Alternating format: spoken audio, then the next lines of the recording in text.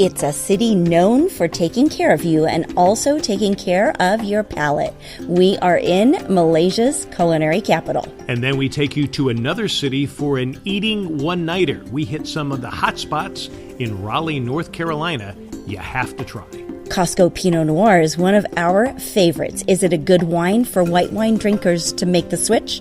We have some pointers. And we have a new invention we found at the PGA show to ease back pain, whether you are traveling, golfing, or coming off an injury. Undercover Jet Setter is swinging all over the world, so buckle up.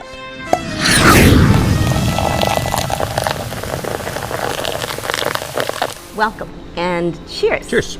We are coming to you from Penang, Malaysia. Now, one of the things this wonderful place is known for is medical tourism, and we'll have a whole show about that coming up soon.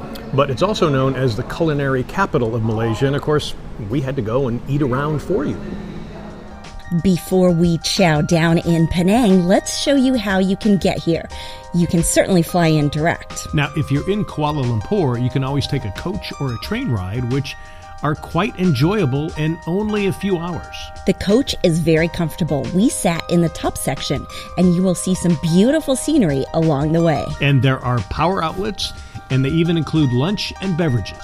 If you take the train, you will also need to take the ferry over to Georgetown to reach Penang Island. The ferry carries both passengers and automobiles to and from Georgetown. Now, once you get on the island, you can use the Grab app to get a car. It's like using Uber. Penang is known as the Pearl of the East, and as we arrive in this beautiful city, we see that this place is booming. In fact, it's the fastest growing city in Malaysia. And one reason is high tech, and for this reason, Penang is also considered the Silicon Valley of the East, with many startups. Another big reason is medical tourism. We toured Gleneagles Hospital, one of the world's top medical tourism destinations. Now trust us, if you get sick on vacation, this is the place you want to be. The hospital is friendly, professional, and highly accredited. Medical costs are comparatively inexpensive here, and they list the full amount that you will pay up front for any procedure done by internationally and U.S. certified doctors like Dr. Vijayan Raju. Here, especially in Gleneagles, say we have 8 orthopedic surgeons, and each of us are doing our own field. So I do mainly knee and shoulder. We have spine surgeons, and we have hand and microsurgeon, and we have pediatric surgeons. So each of us will be doing our own field. Although we are all orthopedic surgeons, basically we are bone and joint doctors, but we are actually sub-specializing in our own field, which means we have more numbers, better outcome. Now, because of medical tourism, Penang has the feel of a very caring city. In addition, the multicultural mix of cultures and indigenous people of Malay, Chinese, and Indian heritage make Penang a warm and accepting place. I myself am very proud to be a Malaysian, because I can say that almost all Malaysians we can speak at least 2 or 3 different languages. And living in a multiracial and multi-different religions community, I think we learn to communicate and more effectively with each other and with better understanding. We have said that Malaysia is probably the one Asian country that would attract most Westerners. And Penang would be a great city to live in as well. Besides a booming economy and low cost of living, Penang has plenty to see, do, and eat. We suggest staying at the Park Royal Hotel. It is not far from downtown, and it's right on the ocean, so you can enjoy some ocean views and some beach time there as well. Need more relaxation? Try the Park Royal Lounge. It has soothing sounds that even the birds love. And you can rack them up for a game of pool that will go great with some tropical libations. We had their Mai Tai with 2 rums and fresh pineapple and orange juice. It was superb. To complement that, we had the lemon daiquiri, perfect on a hot day, simple, light, and a summer citrus delight. Take a look at this sandwich. It's a traditional Malay club sandwich with chicken, smoked salmon, egg, cucumber, lettuce, tomato, Canadian bacon, and cheese. That is a mouthful, and that's a full breakfast in one bite. After that, we hit the Entopia Butterfly Farm and Museum. This is one of Penang's best tourist attractions, and when you get here, you will understand why. It's a great place to take kids and adults of all ages. The beautiful sanctuary is home to more than 4,000 butterfly species. There are tons of plants here too that allow the butterflies to thrive. Now, butterflies are an important part of the world's ecosystem. They pollinate many plants and flowers that are needed. Plus, butterflies are also a strong indicator of a thriving ecosystem. And it is not just butterflies that live here. There are also more than 120 insect groups and reptiles too. Entopia is invigorating for your mind, and it also calms you with its peaceful vibe and tranquil atmosphere. Plan to spend at least an hour here, and if you bring the kids, you can stay at least a half day to a full day. There are plenty of interactive attractions here for you and them. As you can see, Entopia can get busy. A good jet setter tip is to buy tickets online ahead of time. Next, we head for more food. Street food at this hawker's market, the Long Beach Food Court in Batu Ferringhi. Bring your appetite and a little bit of currency, as they don't take credit cards. The food is so amazing and very affordable. We started with freshly squeezed starfruit and watermelon. These hit the spot. Of course, we did wish we had some rum with us, though. What's so great about street food here is you get a chance to see them make it right in front of you. We dove into the homemade Hainanese spring rolls. The recipe is from the Chinese island of Hainan.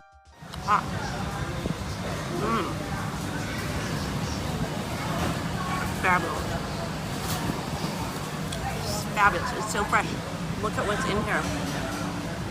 They were lightly crispy on the outside. Inside, it was loaded with cabbage, onion, carrots, sweet turnip, chicken, and prawns, all for about $2 US. And now for this delicious dish called ochian. It is basically a fried oyster omelet. It is a favorite hawker food in Penang, and there are plenty of choices to enjoy this delicacy around town. Everyone makes it a little differently. Here, it was fresh, simple, and absolutely filled with flavor. Slightly crispy eggs with juicy oysters and a perfectly spiced chili garlic sauce. You can't go wrong with this. And our friends had this dish, sizzling plate noodles.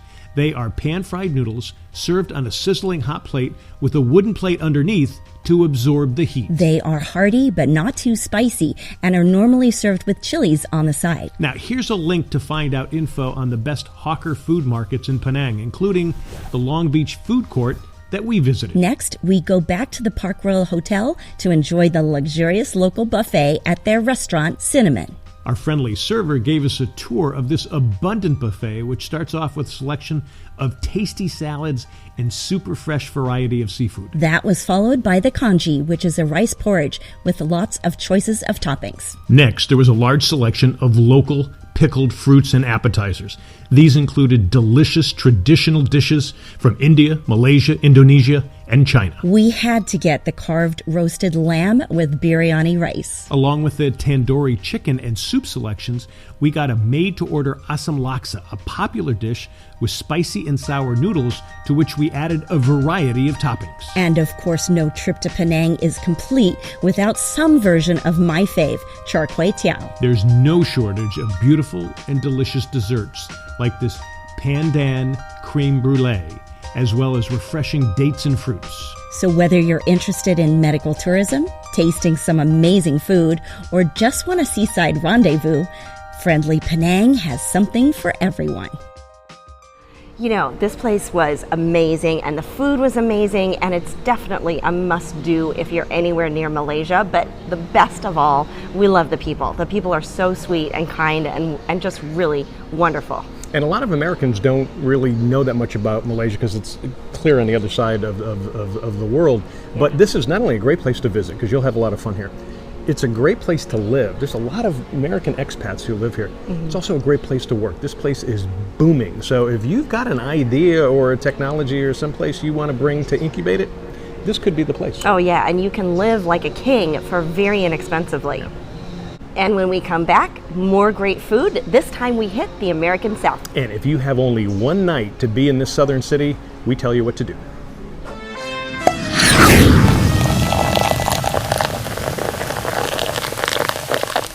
And welcome back. Raleigh, North Carolina is really, it's a boom town. It's got a lot of universities.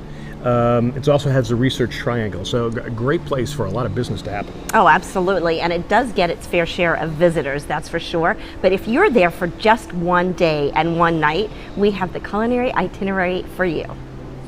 Our foodie one-nighter exploration in Raleigh, North Carolina is more than just Southern food. It's a lesson in the new South cuisine, making a statement while staying traditional. But we start with some libation and jet-setter education at the Fox Liquor Bar. Get the passion fruit Mai Tai. It gets you thinking about the tropics. Or how about the classic Hemingway daiquiri with maraschino as the usual Papa secret? While satisfying your palate, you can also get a lesson in modern mixology.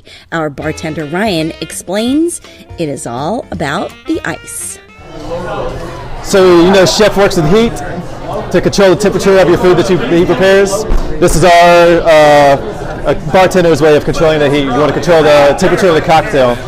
So, as we said with the Mai Tai, we have the crushed ice, more surface area, so you're going to have a lot of dilution. That's why you're never going to shake anything that goes on crushed ice. For stirred cocktails, like you have old fashions, so these we actually have this huge ice making machine that comes out of 300-pound blocks of ice. Freezes from one direction, from the top down, so it pushes all the gas and everything out. That's why it looks so clear. It actually looks like you can see right through it practically. So it has zero impurities and has zero gas bubbles. Where if you look at like a cold draft machine, you'll see this gas bubble forming in the center, and because it's freezing from multiple directions. This is another type of ice that we have for like our Tom Collins or anything in a highball. It's little molds that we make. Only steps away are two dinner choices with a Southern flair. The first is Chuck's. Get the Dirty South Burger. It is a chili cheeseburger with Southern coleslaw. Waiter Jeff Quinn is a self-described connoisseur. I think it's the best burger in Raleigh, personally. And I'm always on a quest for a good burger, always. It's my favorite food. After dinner, try one of their spiked milkshakes. We have another choice just a few seconds away. This is Beasley's Chicken and Honey. A 1950s cafe with a modern twist on Southern cuisine, like these chicken and waffles. My preference is to do the work beforehand, get the meat off of the bone from the chicken, and then go to town, waffle and chicken at the same time with the syrup drizzled on all of it. Pair it with the Beasley's Moscow Mule. Notice it doesn't come in the traditional copper cup. Don't worry. It's fabulous with a kick of jalapeno. Yes, these Southern places are more than just traditional food and drink. They are all the brainchild of award-winning celebrity chef Ashley Christensen. We consider ourselves very lucky. Ashley Christensen's a great person, a great boss, someone that inspires all of our employees, and we're all very lucky to work with her, and she gives us an opportunity to really make some special drinks and also eat some great food. We consider ourselves lucky too, even if you only have one night in Raleigh. If you are not nearby, there are plenty of Ubers and Lyfts in the area. Yeah, and we've done a lot of other stories on restaurants in Raleigh. All you have to do is go to our YouTube page. You can see all of them right there. And when we come back, we are sipping the Costco Pinot Noir yet again. And we're going to tell you how to actually enjoy it and what else you can do with it. Coming back.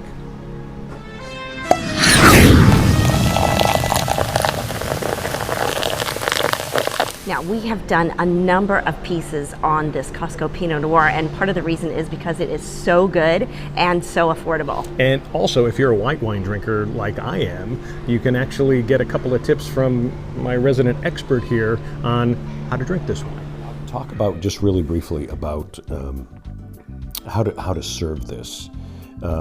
Should it be just slightly chilled? Yeah, so you'd want to serve really any red wine.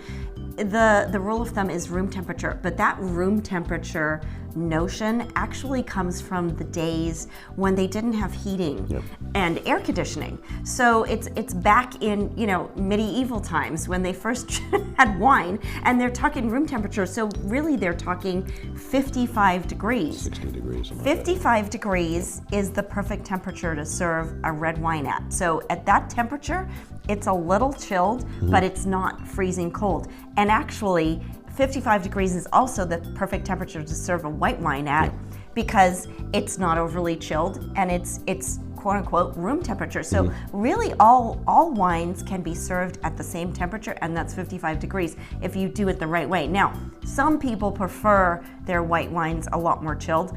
Some people like red wines chilled. Personally, if you're just gonna serve it the right way, I would keep it in a wine cooler. If you don't have a wine cooler, what you'd wanna do is pop it in the fridge for about an hour before you serve it, because you don't want it to get too cold.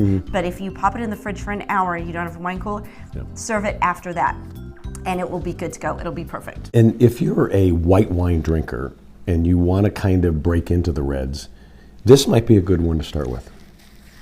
It could be, yeah. It depends what kind of a white wine palate you have. So I would say if you have more of a sophisticated white wine palate in the fact that you enjoy a lot of different white wines, a big variety, then I would say yes, go for the Pinot, because that will give you a lot of, I see you eating. I can't eat, you've eaten most of the salmon, by the way. Keep talking. That will give you a good variety, so for your palate. So your palate is already used to a variety of white wines. If you have the Pinot based on that, I think you will enjoy it and you will start to like it. Because like we said, it's not a heavy wine, it's very delicate. And then if you are someone who really just likes one type of white wine, I probably wouldn't start with a Pinot. I actually would start with a Merlot. I think Merlot is a great intro to red wines for the majority of people, because it's not over the top jammy, it's not tanniny, it's smooth, it's creamy, it's chocolatey, it's got great combinations for a beginning palate. So for the beginner of red wine, I would go with Merlot. And then I would graduate into a Pinot after that. And you will really be able to tell the difference. When we come back, we're going to talk about your back, so it feels better while you're traveling and golfing.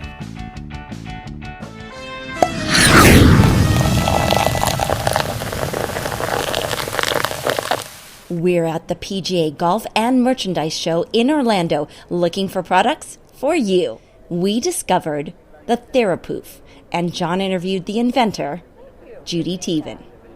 Okay, Judy, tell me about Therapoof, because this is not only great for travelers, but it's great for people who've just come off some surgeries too. Anyone, really.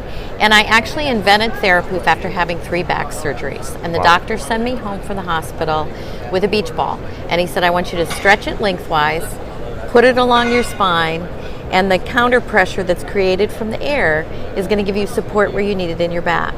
And if you can manage to do that, put an ice pack back there. And I'm a product designer, and to me this was a product waiting to happen. So I went into my studio with my sewing machines and created my first Therapoof. And I used it for 3 years. And then I tested it on some patients that had back surgeries, knee surgeries, neck surgeries, and the results were really incredible. So we decided to go ahead and patent the product. We've got a patent on the product, and we decided to do a test run, and the results were really fabulous. So we went into production in Miami. It's an all-American made product. We shipped out of Miami, and it's been phenomenal. So how you use Therapoof is you inflate it slightly, you put it vertically along your spine, and you use it whenever you're sitting, watching TV, traveling in an airplane, in a car, anytime that you're sitting in an office chair.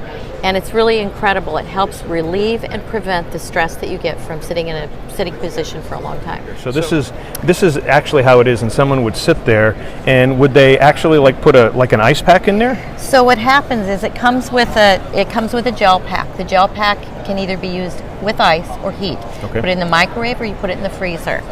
And you can use this with or without, but you simply insert it into the pocket and you sit against it, and you end up getting your hot and cold therapy. Go ahead and sit in it and show, so I can see show people how it works. Basically what you're going to want to do is you're going to want to align it at the base of your spine and just sit back. And you can feel it every time you move. The air pushes into either the lower lumbar, or when you move forward, it pushes into the upper back. The ultimate comfort comes when you've got that alignment that comes from the inner bladder. Okay, and then this is also good for travelers. You said you can actually use this as a traveling pillow. Yes. So the fun part is you can take this on a flight. You use it on your lumbar. Sometimes I'll just grab it and it replaces your neck pillow. So what happens with most neck pillows are they're static. They simply wrap around your neck and there's really no movement. But what happens with a TheraPoof is you move your head to the right, the air fills in on the left. You move your head to the left, your air fills in on your right. So there's never any static spots. It's just absolutely the most comfortable thing you'll ever have on a plane. Wow. All right, cool. So where do people get this? Well, they can get it online at www.therapoof.com. We also have it available in many golf shops, spas, salons. Okay. And how much does it cost normally?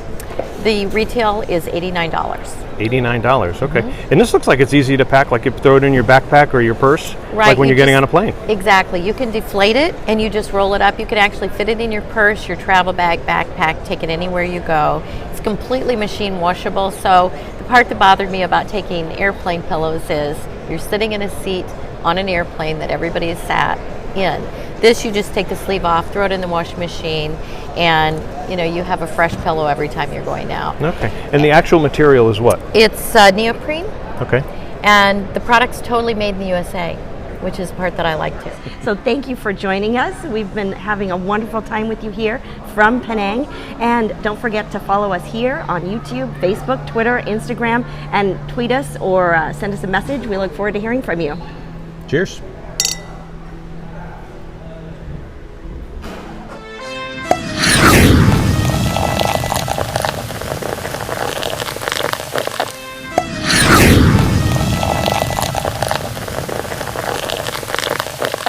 Buckle up, jet setters. We are taking you on a trip to Hell's Kitchen. The world's first Hell's Kitchen at Caesar's Palace in Las Vegas, that is. If you're a fan of the global hit reality TV show, you know this is Gordon Ramsay's baby, and it lives up to everything he is known for and then some. And it's a must-do when you're in Vegas. This bad boy overlooks the Vegas Strip with stunning floor-to-ceiling windows. The restaurant is set up just like the show, with the red team and the blue team serving up signature dishes from the kitchen. But first, we kick things off with a couple of cocktails. Smoke on the Boulevard. You are on the famous Las Vegas Boulevard, after all, aka the Strip, and this is a sexy, smoky, sultry drink from head to toe. It's Woodford Rye, Aperol, Amaro Averna, and Sweet Vermouth. All smoked up with cherry wood, and one of the most sophisticated cocktails we've ever seen. Now, when you want to impress the people you're dining with, get this. Just listen to our jet setter rave about it. The Smoke on the Boulevard cocktail comes in this beautiful smoked chip wood box where they open it and reveal the smoke coming out of the box. Honestly, you will salivate for this drink. You will want another one, if not 3 or 4, I swear to you. Now, if that doesn't blow you away, next we had the Pitchfork with Bullet Bourbon, Giffard Pamplemousse, Fonseca 10-year tawny, lemon, and egg white. Now, what is pamplemousse, you might ask? Well, it's a pink grapefruit liqueur made in France. Well, let's hear our jet setter's thoughts on this devilish drink. Okay, so the Pitchfork was absolutely amazing. It was super smooth. It was the most amazing thing. Like, I would have never thought that like mixture of things would have been so awesome and so smooth and so creamy like that. Now, if pamplemousse isn't your thing, this will win your heart over. Notes from Gordon. A sublime concoction of Plymouth dry gin, green tea, lemongrass, peach, lemon, and a message from Gordon. Now, we can't tell you what our message was. You have to get your own. Time to move on to some crazy good tastes of yum. We know you're still thinking about that message from Gordon, but... This. Wild mushroom pizza, though. It's truffle Gouda, yes, truffle Gouda, grilled onions, and that creamy umami mixture of wild mushrooms. Need we say more? With a perfect crispy crust, needless to say, it got raves from our Jet Setter diners. And there's no mushrooms left behind with this one. That was my favorite. It was like the perfect amount of truffle because, you know, sometimes truffle oil or some kind of truffle could be too much. No, this was awesome. It was a perfect mix of flavors and the mushrooms were sauteed. It was awesome. Next, lobster risotto. It's a classic dish that all the contestants have to make at some point, and here it is done perfectly. And when it's done right, it's creamy and delicious with just a light al dente bite to the rice. Plus, they add truffles, and the butter-poached lobster tail doesn't hurt either. A melt-in-your-mouth short rib cheesesteak was next on the menu.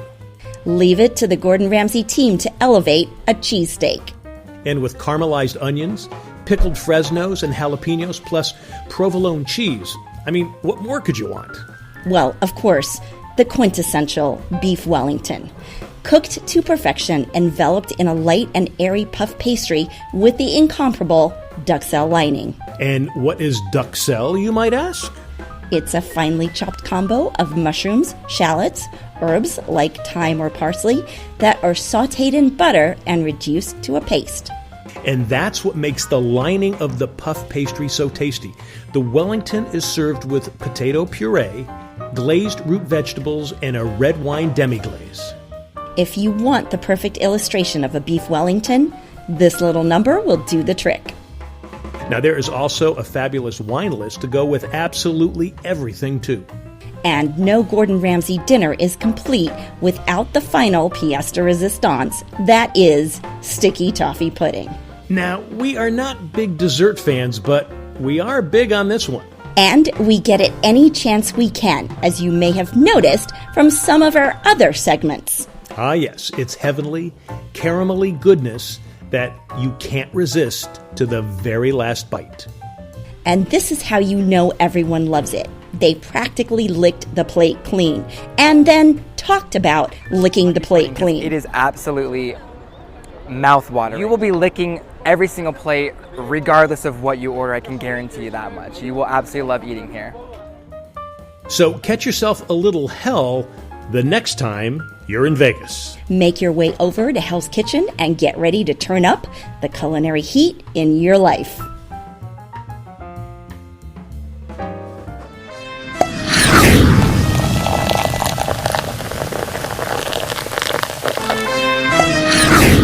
You may not have noticed, but the majority of Undercover Jet Setter is shot on the iPhone. So that means you can create your own TV show, or you may want to have great vacation videos. Well, we've made it easier for you with our book. It's called The TV Studio in Your Hand. It is a quick read, and you can get it here. So bring us along for your next vacation video or your new TV show.